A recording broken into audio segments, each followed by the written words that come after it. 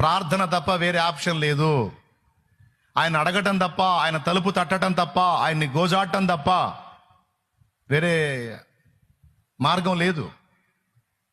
శోధనలో ప్రవేశించకుండునట్లు ప్రార్థనే, ప్రవేశించిన తర్వాత విడుదల కొరకు, భౌతిక సహాయం కొరకు ప్రార్థనే, ఆత్మీయ సహాయం కొరకు కూడా ప్రార్థనే.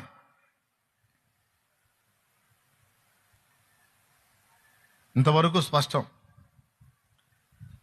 మనం చేసేటువంటి ప్రార్థనలు, ఇక్కడ చేసేటువంటి ప్రార్థనలకు ఎక్కడ జవాబు వచ్చిద్దో అని మనం అనుకుంటాం. కొన్నిసార్లు మన ప్రార్థనలకు మన సమీపంలోనే మనకు జవాబు కనపడింది.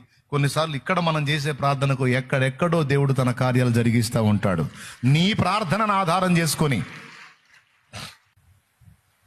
మొదటి ప్రశ్నగా ఏం చెప్పుకున్నా? ప్రార్థన తప్ప వేరే మార్గం మన సమస్యలకు పరిష్కారంగా ఆ ఒక్కటే ఆప్షన్, ఇంకొక ఆప్షను లేదు. ఎంతవరకు మనం